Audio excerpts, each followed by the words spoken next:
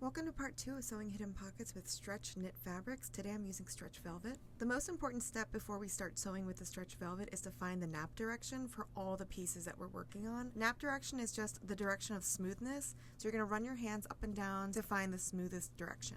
And make sure that all the pattern pieces that you're cutting out for the pocket have the correct nap direction. And because the fabric has stretch to it, you might want to cut each piece out individually instead of cutting two at a time. And also the fabric that you're sewing the pocket onto has to be in the correct nap direction, or else it'll be a nightmare to sew. Cut a small notch 2 to 3 inches from your natural waistline, and that'll be where you place the pocket. Next, you're going to add basting stitches along the entire outside edge of the pocket pieces. Do this for all 4 pieces, and I'm using white thread as a contrast so you can see this easier. And just like in part 1, you'll line up the right sides of the velvet together and make sure the nap direction is the same as well before you start sewing the pocket onto the side seam. Now this extra step is optional, but I like to add an extra top stitching along the open part of the pocket on all 4 sides. I don't do this with the woven fabric, but I do prefer doing this with stretchy knit fabric. So now you can match up the right sides of all the side seams together. Make sure to line up the pockets, and this is when you can pin everything together. And take your time here, and if you want, you can even add some hand basting just to help out with keeping the fabric from slipping around.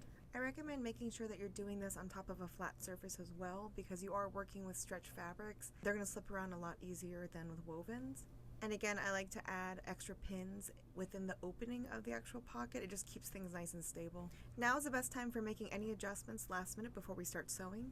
And just like in part 1, we're going to use the basting stitches that we put on the pocket pieces as our stitch guideline. And just like in part 1, you'll use the basting stitch to pivot and finish sewing down the side seam. If you have a serger, you can easily finish the edges with a little serger seam as well. This just adds a professional touch and it smooths out any raw edges. Of course, this is optional. If you have a sewing machine only, you don't have to do this step. With your sewing machine, you can use an easy overcast stitch or a zigzag stitch to finish the edges. And if you don't have a perfect serge seam, that's fine. You already have the straight stitch to stabilize everything internally. And for a professional finish, just like I showed you in part 1, I like to add an extra top stitching along the side seam. You'll want to back stitch at the top and the bottom of the pocket opening. And that's how easy it is to add hidden pockets to a stretch knit material. I hope you found part 1 and part 2 of sewing hidden pockets helpful. Thanks so much for watching.